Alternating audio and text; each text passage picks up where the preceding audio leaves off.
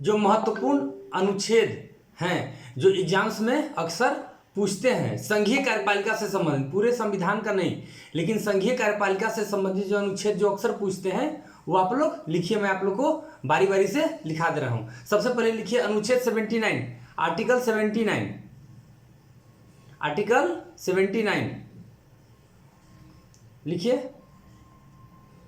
केंद्र सरकार में एक संसद होगा, केंद्र सरकार में एक संसद होगी। आर्टिकल 79, केंद्र सरकार में एक संसद होगी।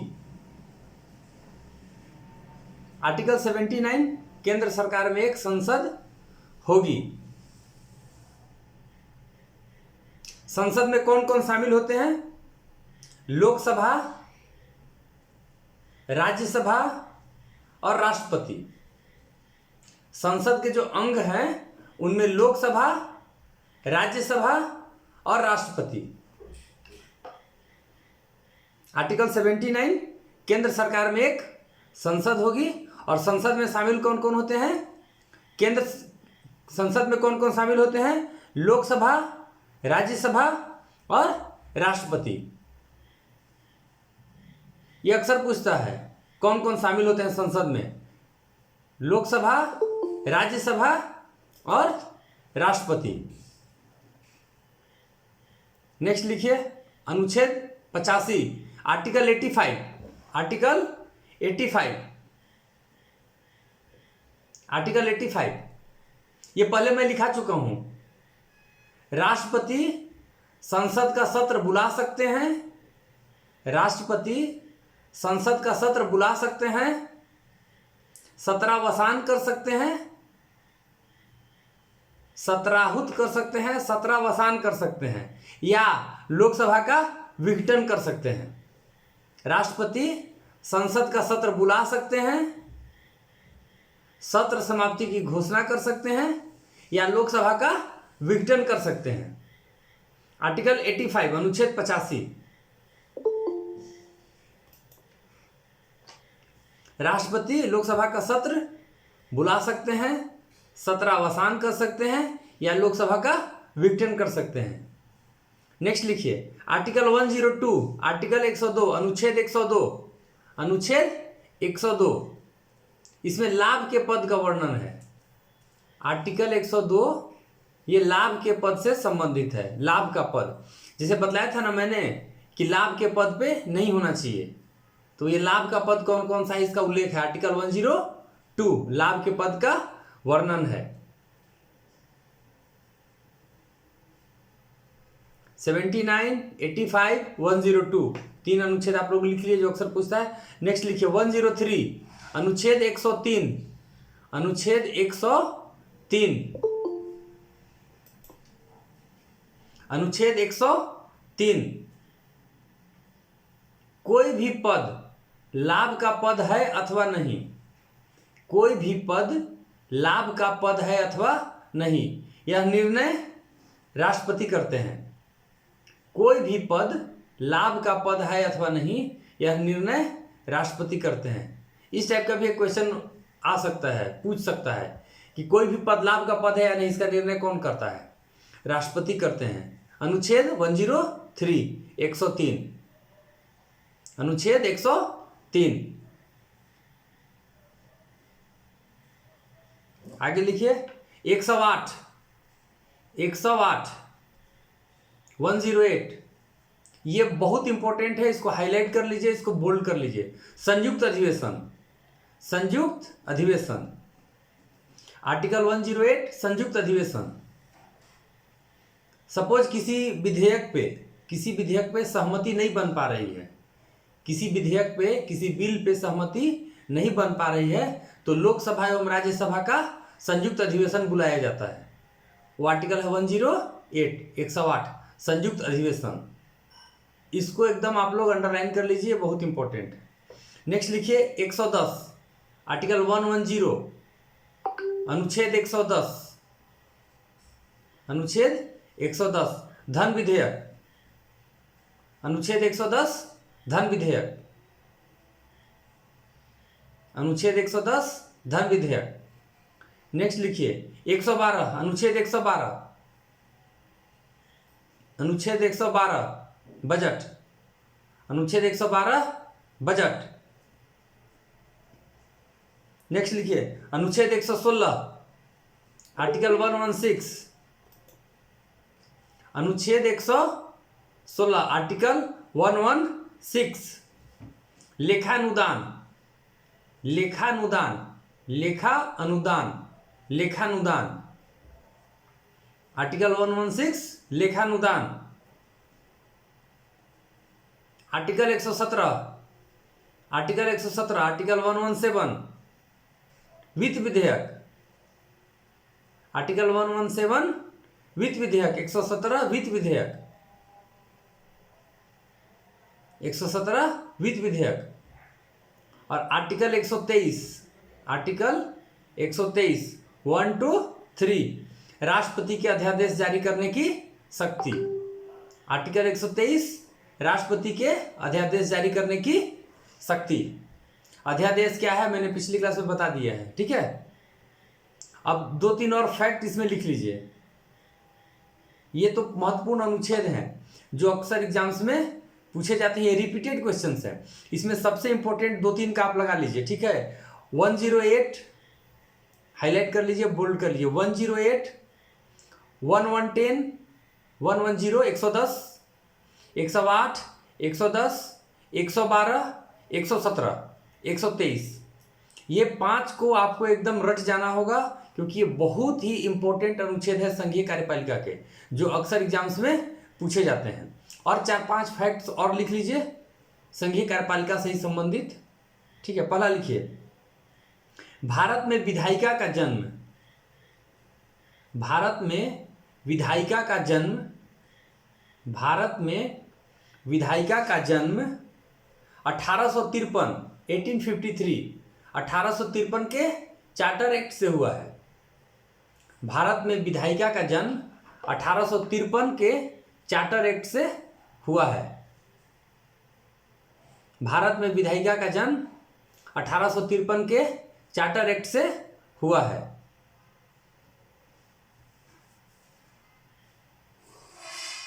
फिर लिखिए 1919 1919 के अधिनियम से 1919 के अधिनियम से संसद को 1919 के अधिनियम से संसद को द्विसदनीय बनाया गया है। 1919 के अधिनियम से संसद को द्विसदनीय बनाया गया है। विधानसभा और विधान परिषद, विधानसभा और विधान परिषद। 1919 के अधिनियम से संसद को द्विसदनीय बनाया गया है, विधानसभा और विधान परिषद। नेक्स्ट लिखिए 1935 के अधिनियम से 1935 के अधिनियम से वर्तमान भारतीय संसद का प्रारूप आया है। अभी जो वर्तमान में भारतीय संसद है उसका प्रारूप 1935 के भारत शासन अधिनियम से लिया गया है। नेक्स्ट लिखिए संसदीय प्रारूप कहां से लिया गया है, संसदीय व्यवस्था कहां से लिया गया है? ब्रिटेन के संविधान। हाँ, ये लिख लीजिए ब्रिटेन के संविधान से। संसदीय व्यवस्था ब्रिटेन के संविधान से। और भारतीय संसद में कौन कौन शामिल है? भारतीय संसद में राज्यसभा, लोकसभा और राष्ट्रपति। हाँ, वेरी गुड। लोकसभा, राज्यसभा और राष्ट्रपति। ये इंपॉर्टेंट फैक्ट्स हैं जो एग्जाम्स में अक्सर पूछे जाते हैं। इसको आप लोग लिख लीजिए, लिख तो लिए ही, इसको याद रखिएगा, सिर्फ लिखने से कुछ नहीं होना है। अब आइए नेक्स्ट, महान्यायवादी। अपना टॉपिक दे दीजिए जो आज मैं बतलाने वाला था। महान्यायवादी, इंग्लिश में इसको बोलते हैं अटॉर्नी जनरल।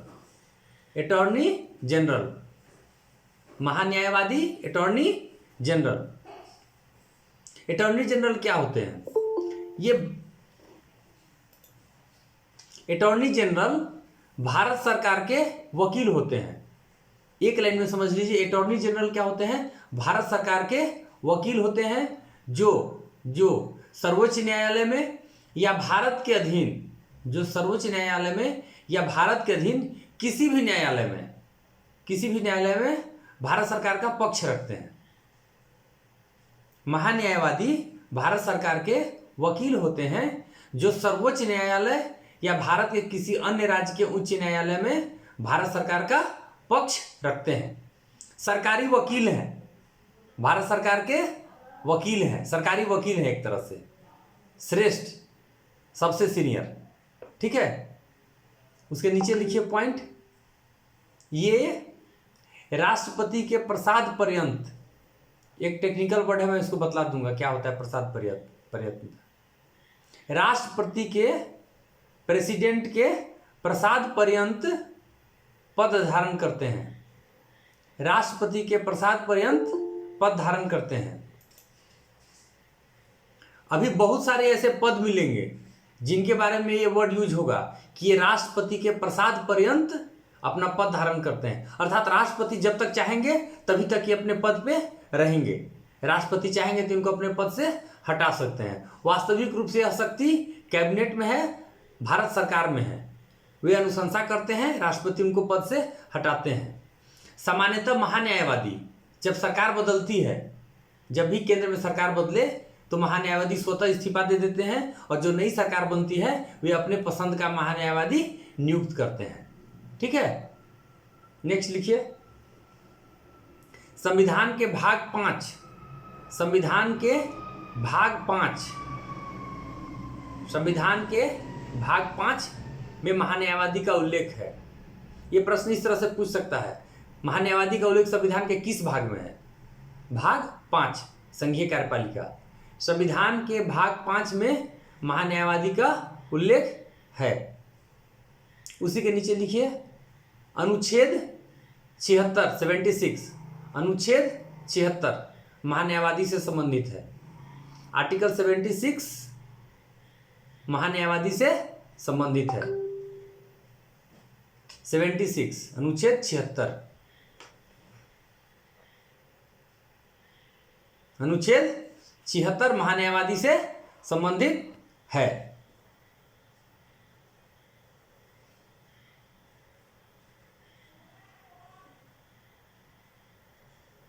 कंप्लीट। अब लिखिए योग्यता। योग्यता, महान्यायवादी राष्ट्रपति बनाते हैं तो किसे नियुक्त कर सकते हैं? महान्यायवादी नियुक्त करने के लिए या बनाने के लिए कोई तो शर्त होगी, तो क्या क्या योग्यता है वो लिख लीजिए। ठीक है, योग्यता लिख के डैश देके नीचे लिखना स्टार्ट करिए। जो भारत के सर्वोच्च न्यायालय, भारत के सर्वोच्च न्यायालय के न्यायाधीश की योग्यता रखता हो, भारत के सर्वोच्च न्यायालय के न्यायाधीश बनने की योग्यता रखता हो, भारत के सर्वोच्च न्यायालय के न्यायाधीश बनने की योग्यता रखता हो, जो भारत के सर्वोच्च न्यायालय के न्यायाधीश बनने की योग्यता रखता हो। उसके नीचे लिखिए सेकेंड पॉइंट में, उसी का सेकेंड पॉइंट, एक या एक से अधिक उच्च न्यायालय में न्यायाधीश रहा हो, एक या एक से अधिक उच्च न्यायालय में न्यायाधीश रहा हो, किसी स्टेट के हाई कोर्ट के जस्टिस रह चुके हों, ये हुआ। ठीक है, तीसरा लिखिए, किसी भी हाई कोर्ट में 10 वर्ष से प्रैक्टिस कर रहे हो, किसी भी उच्च न्यायालय में 10 वर्ष से अधिक समय से प्रैक्टिस कर रहे हो। और चौथा लिखिए, राष्ट्रपति की नजर में कानून का ज्ञाता हो, राष्ट्रपति की नजर में कानून का ज्ञाता हो।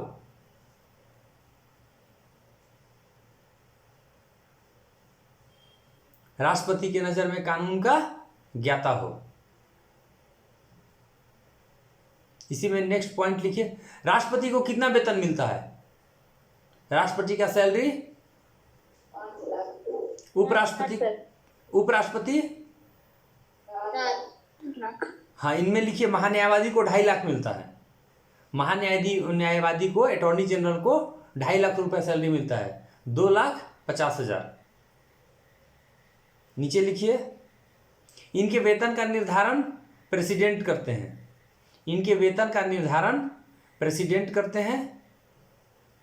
प्रेसिडेंट को गणना थोड़ी जानते हैं कि इन वेतन का निर्धारण कैसे करना है, गणना तो नीचे वाले करते हैं, फाइनल अथॉरिटी प्रेसिडेंट है, ठीक है। लेकिन प्रश्न पूछेगा तो गणना कौन करते हैं, तो राष्ट्रपति करते हैं। वेतन का निर्धारण राष्ट्रपति करते हैं, ठीक है। और वही जो कल भी मैं बतलाया था, पद पे रहते हुए वेतन को कम नहीं किया जा सकता है। पद पे रहते हुए वेतन को कम नहीं किया जा सकता, इसको लिखने की जरूरत नहीं है, सभी पे ये लागू होता है, समान रूप से लागू होता है। वर्तमान में कौन है अभी? वर्तमान में महान्यायवादी अटॉर्नी जनरल कौन है? Sir R.K. वेंकट रमनी ऐसे करके। हाँ, आर वेंकट रमनी। आर वेंकट रमनी लिख लीजिए, आर वेंकट रमनी। ये 1 अक्टूबर 2022 से हैं, 1 अक्टूबर 2022 से हैं। ध्यान दीजिएगा, कई किताब में या नोट्स में आपको मिल जाएगा केसी वेणुगोपाल। केसी वेणुगोपाल तो वो जस्ट इनके पहले वाले थे, वो 17 से 22 तक रहे हैं। केसी वेणुगोपाल 17 से 22 तक रहे हैं, ठीक है। अभी है आर वेंकट रमनी जो 1 अक्टूबर 2022 से हैं। पहले अटॉर्नी जनरल कौन थे? पहले महान्यायवादी लिखिए, पहले में अभी तो वर्तमान लिख लिए, वर्तमान लिख लिए, उसके नीचे लिखिए पहले, प्रथम महान्यायवादी, फर्स्ट अटॉर्नी जनरल, डैश देके लिखिए M.C. Setalvad, M.C. Setalvad, M.C. Setalvad.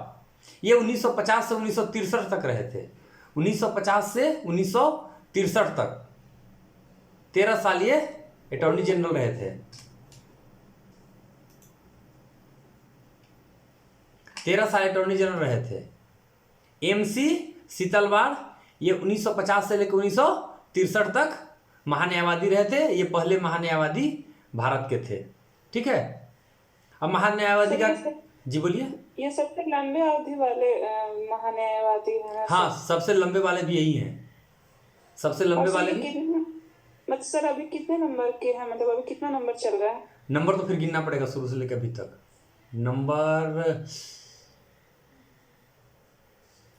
Number ऐसे गिन के बता पाना मुश्किल है, देख के बताना पड़ेगा, ठीक है। कितने नंबर के हैं ये महान्यायवादी, ठीक है, मैं लिख के या गिन के बता दूंगा। नेक्स्ट लिखिए, महान्यायवादी का काम क्या है, कर्तव्य क्या है?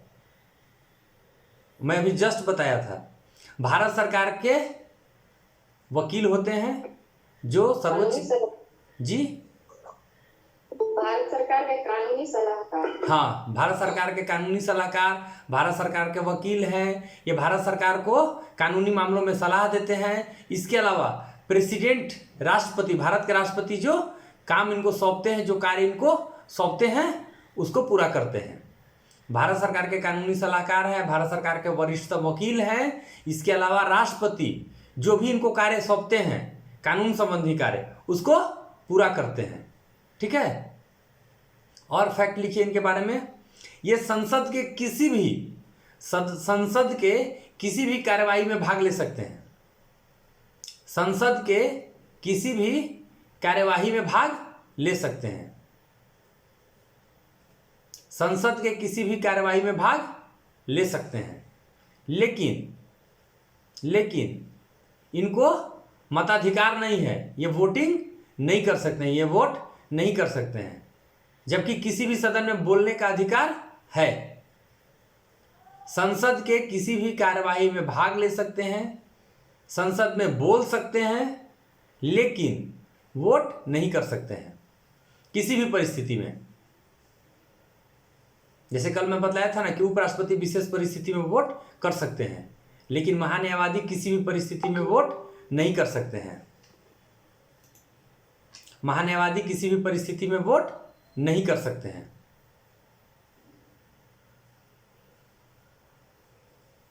लिख लिए। नेक्स्ट पॉइंट लिखिए, जिस समय ये संसद की कार्रवाई में भाग लेते हैं, जिस समय ये संसद की कार्यवाही में भाग लेते हैं, जिस समय ये संसद की कार्यवाही में भाग लेते हैं, इन्हें संसद सदस्य के समान सुविधाएं मिलती हैं। इन्हें संसद सदस्य के समान सुविधाएं मिलती हैं। जिस समय ये संसद की कार्यवाही में भाग लेते हैं, इन्हें संसद सदस्य के समान सुविधाएं मिलती है।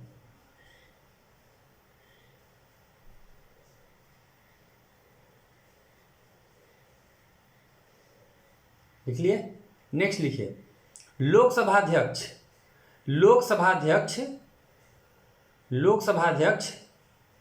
किसी कानूनी या संवैधानिक मामले में, लोकसभा अध्यक्ष किसी कानूनी या संवैधानिक मामले में सलाह के लिए, लोकसभा अध्यक्ष किसी कानूनी या संवैधानिक मामले में सलाह के लिए महान्यायवादी को बुला सकते हैं। लोकसभा अध्यक्ष किसी कानूनी या संवैधानिक मामले में सलाह के लिए महान्यायवादी को बुला सकते हैं। लोकसभा अध्यक्ष किसी कानूनी या संवैधानिक मामले में सलाह के लिए महान्यायवादी को बुला सकते हैं।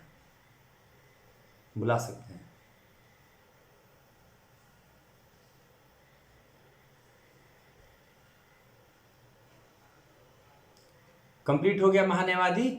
जो उनसे संबंधित जो इंपॉर्टेंट फैक्ट्स हैं, जिनके परीक्षा में पूछे जाने की संभावना है, वो सारा मैंने आपको लिखा दिया। नेक्स्ट लिखिए, सॉलिसिटर जनरल, महान्यायवादी जो अटॉर्नी जनरल है, उन्हीं के जस्ट नीचे लिखिए सॉलिसिटर जनरल।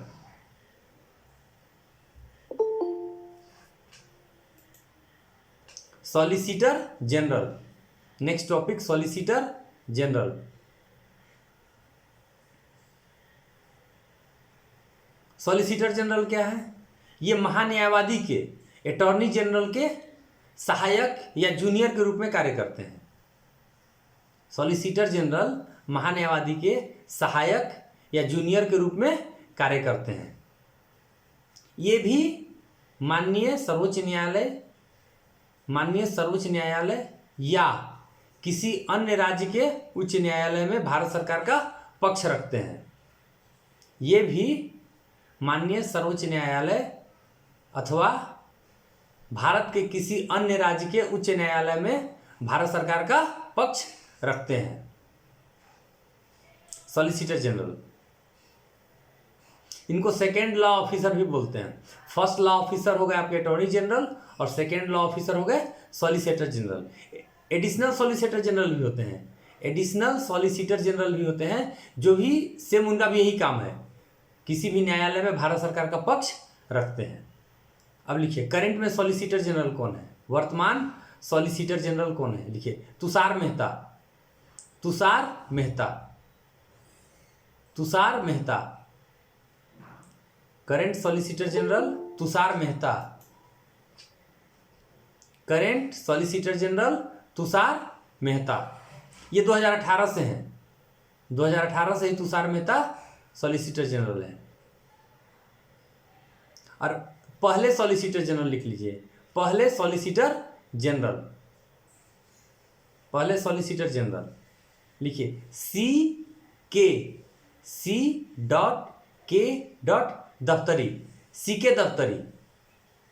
के दफ्तरी। ये भी 1950 से 1963 तक रहे हैं।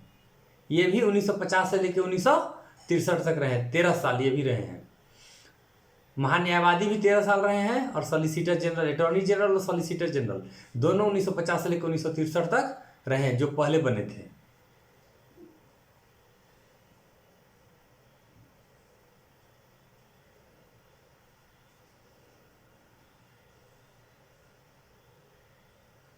नेक्स्ट लिखिए, CAG,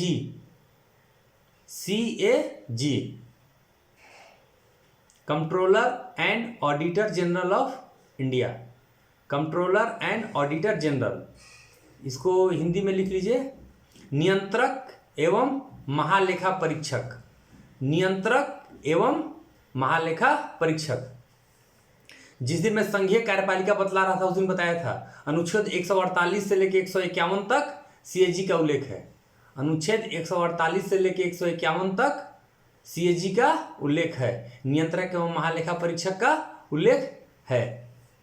हेडिंग दे दीजिए नियंत्रक एवं महालेखा परीक्षक। उसके बाद नीचे लिखना स्टार्ट करिए, पॉइंट दे दीजिए, पूरा लंबा लिखने की जरूरत नहीं है।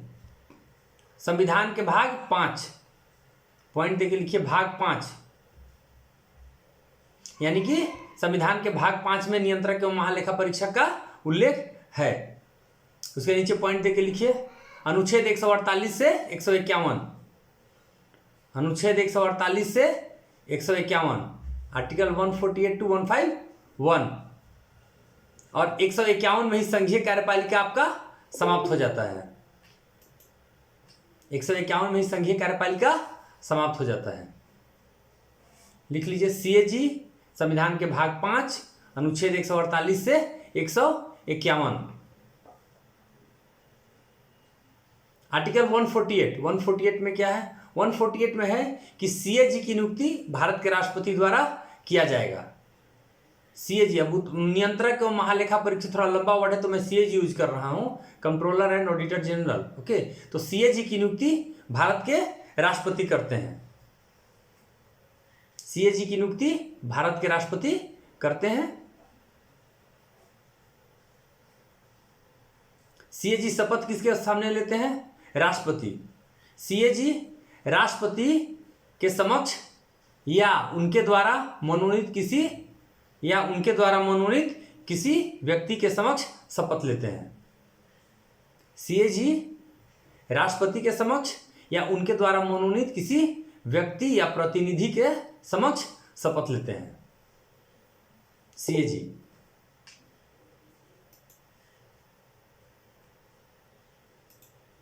सीएजी। नेक्स्ट लिखिए वही चीज, इनके वेतन का निर्धारण, सीएजी के वेतन का निर्धारण संसद करती है। सीएजी के वेतन का निर्धारण संसद करती है। नेक्स्ट कॉमन चीज, पद पे रहते हुए वेतन में कटौती नहीं की जा सकती। वेतन का निर्धारण संसद करती है, पद पे रहते हुए वेतन में कटौती नहीं की जा सकती। लेकिन वित्तीय आपात ये कॉमन रूप से सभी पदों पे लागू है। वित्तीय आपात की स्थिति में वेतन में कटौती की जा सकती है। करंट सीएजी कौन है? करंट सीएजी कौन है? हाँ लिखिए गिरीश चंद्र मुर्मू। वर्तमान में सीएजी हैं Girish Chandra Murmu. Current CAG Girish Chandra Murmu. Current CAG Girish Chandra Murmu. ये 8 अगस्त 2020 से हैं। 8 अगस्त 2020 से हैं। पहले सीएजी लिखिए V Narhari Rao. V dot Narhari Rao. V dot Narhari Rao. ये 1950 से लेकर 1954 तक थे। 1950 से लेकर 1954 तक वी नरहरि राव। अच्छा, सीएजी का जो पद था ना 1860 में आया था, लेकिन उस समय एजी कहा जाता था, ऑडिटर जनरल। 1860 में आया था पद जब भारत में अंग्रेजों का शासन था। 1860 उस समय एजी कहा जाता था, ऑडिटर जनरल। लेकिन ये बाद में आज़ादी के बाद इनका नाम हो गया CAG, controller and auditor general of India. Next लिखिए सीएजी को कहा जाता है, सीएजी लिखिए नीचे लिखिए पॉइंट, भारत के संचित निधि का संरक्षक। इस तरह से प्रश्न पूछा जा सकता है, भारत के संचित निधि का संरक्षक किसे कहा जाता है? तो अधिकांश लोग कंफ्यूज करके राष्ट्रपति लिख देंगे। ठीक है, तो लिखिए भारत के संचित निधि का संरक्षक। भारत के संचित निधि का संरक्षक। नेक्स्ट लिखिए भारत के लोक निधि का संरक्षक। भारत के लोक निधि का संरक्षक। भारत के लोक निधि का संरक्षक। इनको भारत का लोक बटुआ भी कहा जाता है। बटुआ यानी पर्स। इनको भारत का लोक बटुआ भी कहा जाता है। ठीक है। या इनको संसद के प्रहरी ब्रैकेट में लिख लीजिए वॉच डॉग, बहुत फेमस वर्ड है वॉच डॉग, संसद के प्रहरी भी कहा जाता है सीएजी को। सीएजी बहुत इंपॉर्टेंट टॉपिक है और ये सिर्फ पीटी ही नहीं, मेंस के पॉइंट ऑफ व्यू से भी सीएजी जो है बहुत इंपॉर्टेंट है। अब लिखिए कार्यकाल।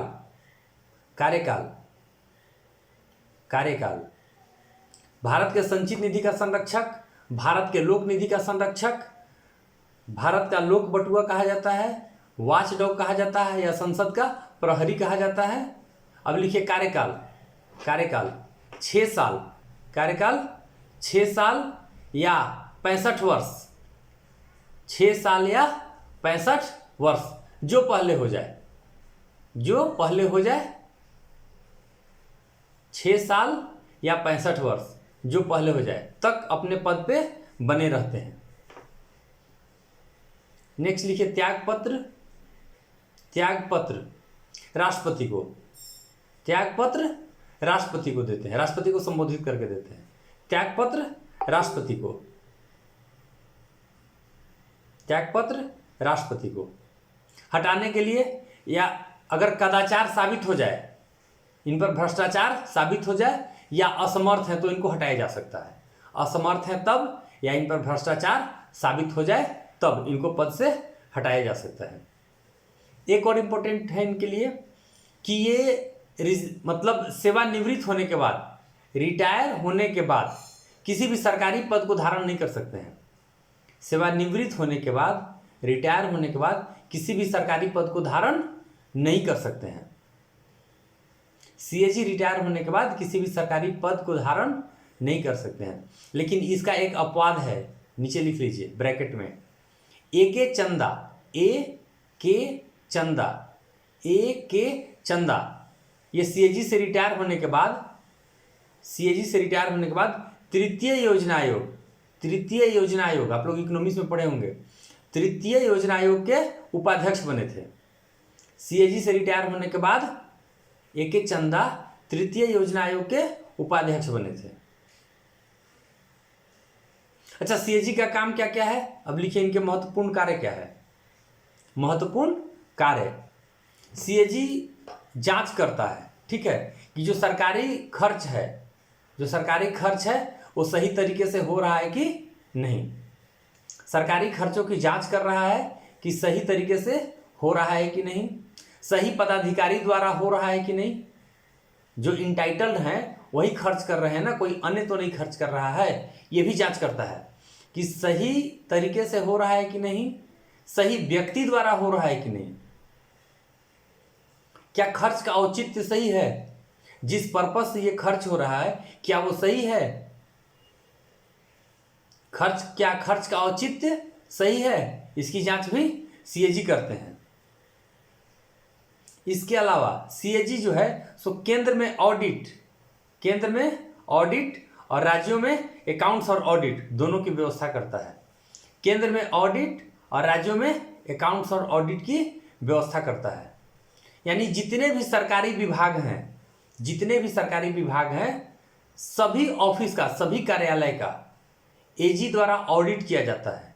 ठीक है, ऑडिट में वो देखते हैं, जो एजी के ऑडिटर जाते हैं ऑडिट करने किसी भी ऑफिस में, वे देखते हैं कि खर्च का औचित्य सही है, क्या उसी पदाधिकारी द्वारा किया गया है जो इसके लिए उपयुक्त है, जो इसके लिए नामित है, जो इसके लिए ऑथराइज है, और जो सही हुआ है, जो खर्च हुआ है सरकार का वो सही मद में हुआ है कि नहीं हुआ है। ये ऑडिटर लोग जांच करते हैं। जांच करने के बाद अपनी रिपोर्ट एजी ऑफिस को सौंपते हैं, जिस पर विश्लेषण होता है एजी ऑफिस में, और उसके बाद उस विश्लेषण को, उस रिपोर्ट को, ठीक है, यदि केंद्र का है तो राष्ट्रपति को और राज्य का है तो राज्यपाल के समक्ष प्रस्तुत किया जाता है। ठीक है, नेक्स्ट पॉइंट लिखिए। सीएजी केंद्र से बोलिए। केंद्र में ऑडिट और अकाउंट्स और audit, accounts and audit, accounts and audit, राज्यों में accounts and audit, accounts and audit, लेखा एवं परीक्षण, अकाउंट्स एंड ऑडिट दोनों की व्यवस्था करता है। केंद्र सरकार, नेक्स्ट लिखिए, केंद्र सरकार से संबंधित, यानी जो सेंट्रल गवर्नमेंट से संबंधित है, केंद्र सरकार से संबंधित रिपोर्ट राष्ट्रपति को, केंद्र सरकार से संबंधित रिपोर्ट राष्ट्रपति को एवं राज्य सरकार से संबंधित रिपोर्ट राज्यपाल को एवं राज्य से संबंधित रिपोर्ट राज्यपाल को सौंपते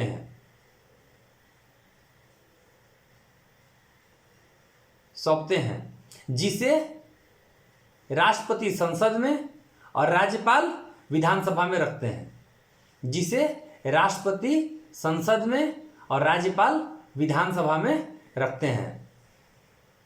फिर से लिखिए इसी को, सीएजी केंद्र से संबंधित रिपोर्ट, केंद्र से संबंधित रिपोर्ट राष्ट्रपति को और राज्य से संबंधित रिपोर्ट राज्यपाल को सौंपते हैं, जिसे राष्ट्रपति संसद में एवं राज्यपाल राज्य विधानसभा में रखते हैं।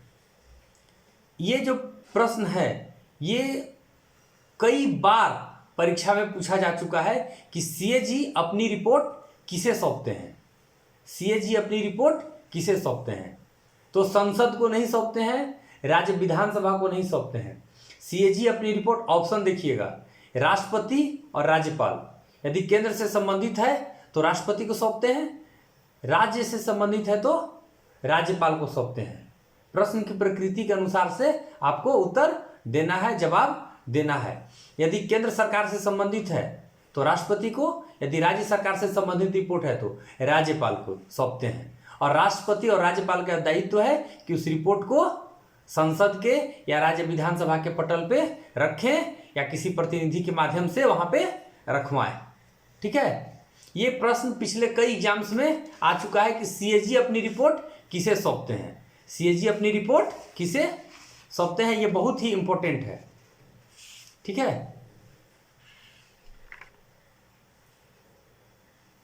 क्लियर?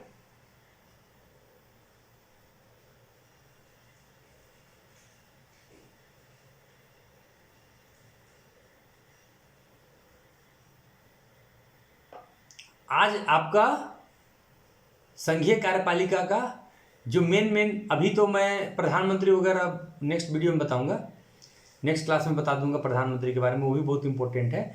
लेकिन राष्ट्रपति, उपराष्ट्रपति, अटॉर्नी जनरल, सॉलिसिटर जनरल और controller and auditor general of India, ये आपका कंप्लीट हो गया है। नेक्स्ट वीडियो आपका प्रधानमंत्री कल मैं आपको बताऊंगा संघीय कार्यपालिका का। ठीक है, उसके बाद आपका संघीय कार्यपालिका खत्म हो जाएगा।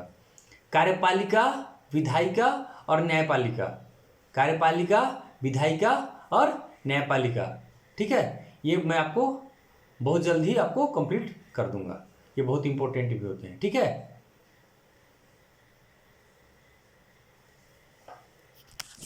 Thank you sir. Thank you sir.